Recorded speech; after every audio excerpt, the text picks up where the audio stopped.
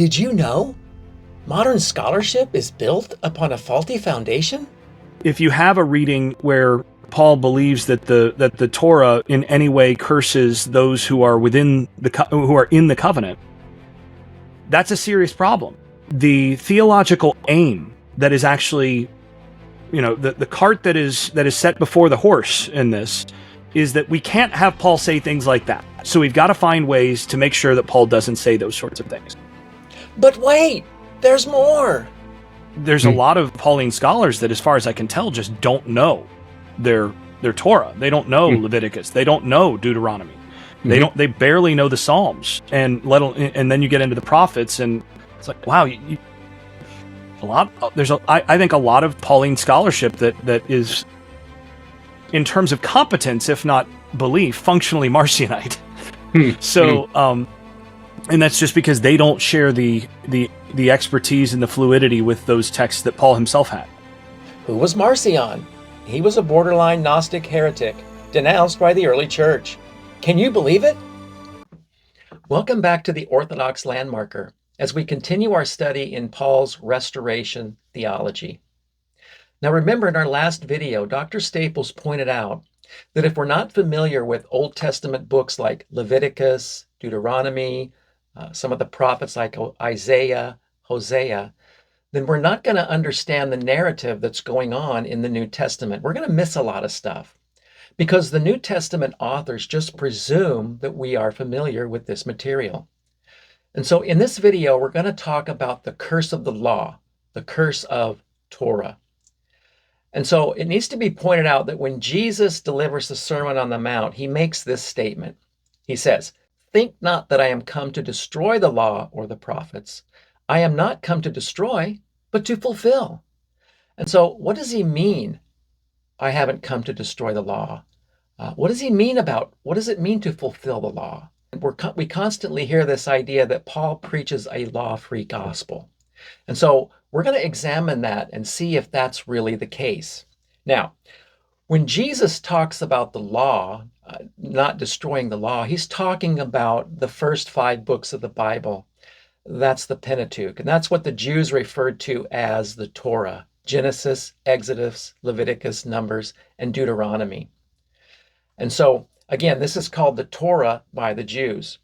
Correspondingly, when Paul uses the word law, it should also be noted that he is referring to the Torah. Therefore, when it comes to understanding Paul, we're going to use the word Torah instead of law when we're quoting him.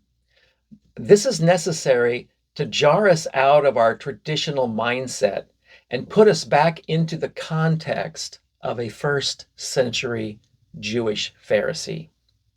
And so the covenant, the Old Testament covenant, is conditional corporately regarding the people, the nation. Now, what are the conditions of the covenant? Well, you've heard of a conditional statement, right? If this happens, then this will be the result. And so the conditions are that if Israel loves and obeys God, they will receive the blessings that are laid out in the Torah. On the other hand, if Israel is disobedient to God, walks not in his ways, then they're going to receive the curses that are laid out in the law, the Torah. Now, the curse of the Torah brings first exile, and then it brings death. The blessing brings life. That is, if Israel will just love and obey God, they will receive life.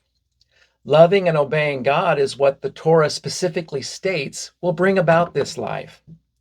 Now, this is the great commandment of the law, and this is the same commandment that Jesus is tempted by a lawyer in Matthew chapter 22 and verse 37. He's asked, what is the great commandment in the law? And so Jesus quotes Deuteronomy chapter 6, verse 5, where it says there, "The Lord our God is one Lord, and thou shalt love the Lord thy God with all thine heart, and with all thy soul, and with all thy might." And Jesus goes on to say, the second is like unto it, "Thou shalt love thy neighbor as thyself." And then he says, on these 2 commandments hang all the law and the prophets. I mean, everything is riding on these two commandments. He's taken everything and he's boiled it down into two commandments. And so Israel was commanded to love God in Deuteronomy chapter 30, verse 16, where it says, I command thee this day to love the Lord thy God, that thou mayest live. Now, that love just wasn't there, however. And so you can't just legislate love. You can't just say, I command thee to love me. Go ahead and try that on your wife. See how that goes for you. And so God tells Israel that they just don't have the heart to love God. And he's going to give them this love someday in the future. And he says this in Deuteronomy. But the consequence of not loving God in the law is that it's going to bring about first exile and then death. And so here's Dr. Staples to kind of outline some more of this. Not only did it not work, but Moses in Deuteronomy repeatedly tells the people that it won't work. Like, that's the thing that is regularly missed. And I was blown away when I was doing the research for this book, and I kept finding people saying, what Paul says about the Torah here, that, when he says, what was life for me became death. Like, for Paul to say something like this about the Torah is just, it's beyond the pale for an early Jew. I'm like, he's citing Deuteronomy 30, where I set before you life and death, the blessing and the curse. And Moses says to the people then, by the way, you're not going to observe this, so it's going to be death for you. Like, Moses repeatedly in Deuteronomy tells the people, like, God has not given you hearts to know, so you're going to inevitably do this. The Song of Moses is all about Deuteronomy 32, which I think Paul is a very close reader of, is all about this. It's saying, well, the people are going to, you all are going to rebel. Yeshurun grew fat and kicked and all of this stuff. And, then I will make you jealous by a non-people, by a foolish nation, et cetera, et cetera. And, then eventually I will restore you and I will, I will make you into a transformed and obedient people, once you've learned your lesson and I've been vindicated as just, which, that's what a lot of Deuteronomy is about. It's God basically saying, you all not great. You're not great. I, however, have been more than just in my treatment of you, and I will continue to be just beyond measure, and I will show you mercy to demonstrate how great I am. Like, that's Deuteronomy. And, when Paul then brings in that you may be vindicated in your judgment, this is totally in keeping with what we see in Deuteronomy, where, again, like I said, he's not inventing anything here. Deuteronomy explicitly says, it has Moses say, this is not going to work so well for you. It's just not. So it's not going to work until God transforms your hearts. When he circumcises your hearts, then that's all going to work out. So good luck until then. And then Moses dies. And then we're told, since that day, no prophet has arisen. And of course, that's anistemi, which is the word that's used for resurrection in the New Testament. No prophet like Moses has arisen in Israel. And Paul thinks that the prophet like Moses has arisen, like resurrected, and now is giving Israel the capacity that Moses wasn't able to give them and that the Torah talked about, but couldn't actually deliver and promised for the future. Paul says it's here now through Jesus. And so Moses tells the people in Deuteronomy 29, verse 4, yet the Lord hath not given you an heart to perceive, and eyes to see, and ears to hear unto this day. However, one day God will circumcise their hearts and the hearts of their seed to love him. And he says this in Deuteronomy 30, verse 6. The Lord thy God will circumcise thine heart and the heart of thy seed to love the Lord thy God with all thy heart and with all thy soul. Why? That thou mayest live. Because in the Torah, it is this supreme love of God that will bring about life to Israel. Disobedience, on the other hand, will bring about the curse. And this is what Moses tells the people that they are going to definitely get. They're going to get the curse. But at this point, let's bring in what Paul sees as the progression of the law, the progression of Torah. Because Paul says that the Torah was added. That's interesting that he would use that word. That was added because of transgressions till the seed should come. And he says this in the book of Galatians. And so we see that Israel sinned. God gave them law. Israel committed more sin. God gave them more law. And so here's Dr. Staples explaining the progression of the law. Israel receives the Torah. He says, why then the Torah? Well, it was given because of transgression. And the reason for that is, if you look at Exodus, the people are called to the mountain and they're told when God gets here, first of all, don't touch the mountain for 3 days. Then when God gets here, the horn's going to sound, and then you go up on the mountain to meet God. And then they get there, they do all that. God shows up on the mountain, the horn sounds, and the people go, there's fire up on that there mountain. Seems like a bad idea to go up there. Moses, why don't you go up there? Right? So, and you see Deuteronomy 5 gives another play-by-play of this as well. But this is Exodus 19 and Deuteronomy 5. And what happens immediately after that? God speaks the 10 commands. And then after that, they get further interpretation of the 10 commands. And then they do and while Moses is up there getting that, they do the whole thing with the golden calf. Yeah. And then he comes down and shatters that law and goes back up and gets a more extensive Torah. And then at the end of Exodus, the presence of God comes down into the tabernacle, and there's a problem. Neither Moses nor anybody else can enter. So now you need additional stuff. So now we're into Leviticus, and Leviticus gives a whole host of, okay, here's how to purify, to, make it so that it could be safe to be around the presence of God and all of this. And then you get something like Nadav and Abihu, right? The two children of Aaron, who go in and they wave, they take the censers in there with the wrong kind of incense, and they're incinerated in the presence of God, which is a real problem. You know what the next law on the books is in the Torah is after they go in and do that? Speak to Aaron and his sons that you are not to have strong drink when you are ministering before the Lord. Right? Priests are not to get liquored up and then go and do this. And the implication is that Nadav and Abihu might have, had a little bit too much of the communion wine, as it were, before going in there, and so they didn't do things correctly. And what you see is this pattern, and it goes all the way back to Genesis 15 through 17, where wrong action happens, and then legislation is put in place to say you can't do that anymore. In Genesis 15, Abraham gets the promise.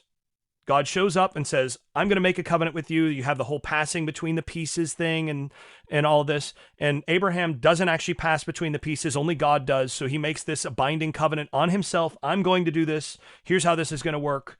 You're going to work this way. I'm going to bless your seed. And Abraham goes, cool. And the next chapter is Abraham engaging in an unjust act towards Hagar, which is Hebrew, by the way, for the stranger, who he has as a slave, as a result, by the way, of his disobedient act of his injustice towards Pharaoh in Egypt a few chapters earlier, right? He goes into Egypt and he passes off his wife as his sister because he's trying to protect himself, which demonstrates sort of a lack of fidelity both to her and trust in God. Mm-hmm. Then when he finally is cast out of Egypt by the Pharaoh gives him all sorts of property and slaves and so on. Well, where do you think Hagar came from? Right? So now he engages in an unjust act towards her, an act that, I think the text clearly does not sanction, even at the suggestion of Sarah, right? And so Sarah says, here's what you should do. He says, absolutely, sounds great. And the result of that is Ishmael. And then when Ishmael turns 13 years old and he's done his duty, as for Ishmael, God shows up again and says, I am God Almighty, walk before me and be blameless. That's the first thing God says to Abraham 13 years later, and there's no indication that they've had any interaction since. He shows up and says, I am God Almighty, walk before me and be blameless. I'm El Shaddai. Walk before me and be blameless. And Abraham falls on his face, and you can see something's wrong. And now you have a re-establishment of covenantal terms, only this time you have, okay, look, as for me, I will do all the things that I said in Genesis 15. I'm going to do that, and in fact, I'm going to do even more than that. As for you, and now we have a requirement placed on Abraham, you will be circumcised. the very part of your body that you used unjustly in this context and in an untrustworthy and unfaithful way, you're going to have a mark on that, and your descendants will have a mark on that forever. Right? And so what Paul does is when he goes back and he says, look, these Gentiles are being called in the same state that Abraham was when he was first called out from the nations. And Abraham was not required to be circumcised until he did the unjust thing with Hagar, right? And so in this case, circumcision is not actually a requirement, a mandate for justness. It's actually a consequence of infidelity and unfaithfulness. So if they're in the state of Abraham when he was faithful and when he receives the word, in faith, and then his faith or his fidelity is credited to him as righteousness or as justness, now you don't need the circumcision. Just don't do that stuff. And if you have the Spirit, you're not going to do that stuff. And circumcision doesn't stop anybody else from doing that stuff later. It's just a reminder that you shouldn't do that stuff. So get your heart circumcised, and then you can bypass chapters 16 and 17, and you're back in the state that Abraham was in chapter 15. This is what Paul does, and it's really, really sophisticated in terms of his argumentation to get this so that those who are coming in from the nations are actually Abraham's spiritual seed, because they have the spirit of the true heir of Abraham, Jesus, who then puts his pneuma into them, and they're transformed into that, and now they're basically pre-Genesis 16 Abraham standing justified before God. It's really remarkable to see the moves that he's making along this way. This is why a new covenant is needed, a new Torah, a Torah that's written upon the heart, where the people obey God from the heart out of their love for God. And so the old Torah has been broken. And the Jews that are trying to obtain God's favor today by observing a broken covenant are still under the curses that are pronounced in the Torah. And so Paul makes this clear in Galatians chapter 3, verse 10, when he says, "For as many as are of the works of Torah are under the curse, for it is written, Cursed is everyone that continues not in all things which are written in the book of Torah to do them." Paul here is quoting from Deuteronomy chapter 27, verse number 26. Now remember that Jesus mentions in the Sermon on the Mount that he came not to destroy the law nor the prophets. And so Jesus is also fulfilling the prophets. And part of that fulfillment is in Jeremiah, where Jeremiah tells Israel that a new covenant is needed because the old covenant has been broken. He tells Israel, "Behold, the days come, saith the Lord, when I will make a new covenant with the house of Israel and with the house of Judah." Notice, Jeremiah says that a covenant's going to be made with two distinct entities, house of Israel and house of Judah. And notice that the Gentiles are not mentioned in this new covenant. We're going to see later on down the road how the Gentiles are figured into this covenant, but for now, it's just with the house of Israel and with the house of Judah.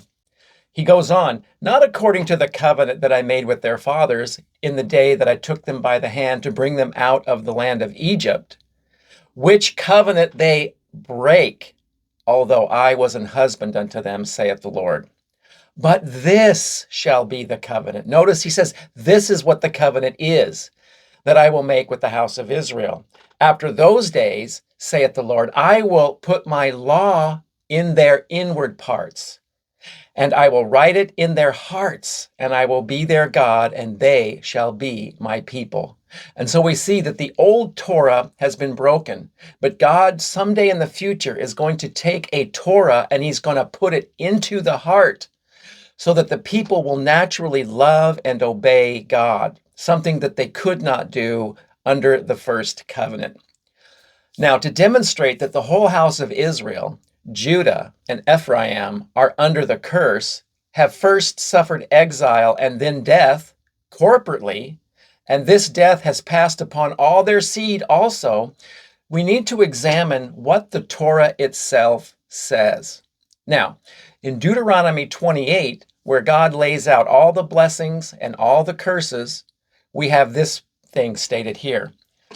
It says, quote, "Moreover, all these curses shall come upon thee and shall pursue thee till thou be destroyed, because you hearken not unto the voice of the Lord thy God to keep his commandments and his statutes which he commanded thee. And they shall be upon thee for a sign and wonder." And notice here, "and upon thy seed forever." The curses pronounce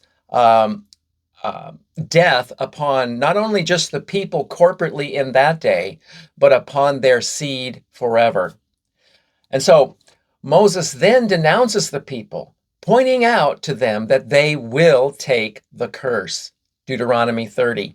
"I denounce unto you this day that ye shall surely perish. I call heaven and earth to record this day against you, that I have set before you life and death, blessing and cursing. Therefore choose life, that both thou and thy seed may live, that thou mayest love the Lord thy God, and that thou mayest obey his voice, and that thou mayest cleave unto him." Why? "For he is thy life and the length of thy days." And so we see that God is really looking for a people that will obey and love him from the heart. Now, if this wasn't enough, God himself tells Moses that the people are definitely going to get the curse. In Deuteronomy 31, God tells Moses, "Behold, thou shalt sleep with thy fathers, and this people will rise up and go a-whoring after the gods of the strangers of the land, and will forsake me, and break my covenant which I have made with them. Then my anger shall be kindled against them in that day, and I will forsake them, and I will hide my face from them, and they shall be devoured." And so we see here images of death. The curse of the Torah brings death, first by exile and then corporately as a people. And as we have stated before, it's passed upon their seed forever. In Deuteronomy 28, the Lord makes it clear that the Lord shall send upon thee cursing, vexation, and rebuke in all that thou settest thine hand to do, until thou be destroyed, and until thou perish quickly. Why? Because of the wickedness of thy doings, whereby thou hast forsaken me. The Hebrew Bible is the testimony that Israel was a stiff-necked, wicked, and unfaithful people that forsook the Lord their God over and over and over again. Therefore, they are under the curse of the Torah, the curse of the law, awaiting death as God reveals in the Torah.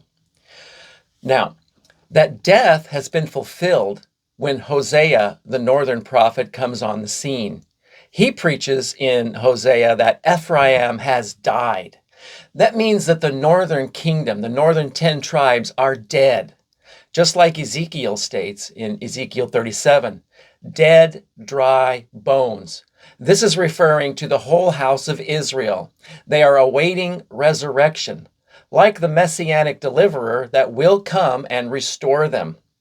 They are not lost in the sense that they cannot be found. You know, we hear this a lot today. There's a lot going around where they talk about the lost 10 tribes. No, they are lost in the sense that they are dead, forsaken, destroyed, perished, as Torah specifically predicts. Ephraim is mixed among the nations, which means he's intermarried. He's been assimilated into those nations. He's been gentilized.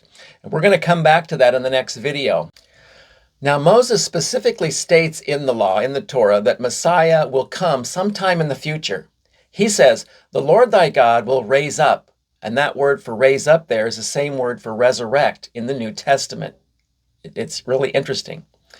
But he says, "I will raise up unto thee a prophet from the midst of thee, of thy brethren, like unto me. Unto him shall ye hearken." So this prophet is going to be a prophet just like Moses. And he says, "I will put my words in his mouth, and he shall speak unto them all that I shall command him." Now, this is fulfilled in the New Testament with Jesus, the Messiah. "And it shall come to pass that whosoever will not hearken unto my words, which this prophet like Moses shall speak in my name, I will require it of him. Okay, so there's going to be a prophet like Moses that will come in the future sometime to circumcise the hearts of the people.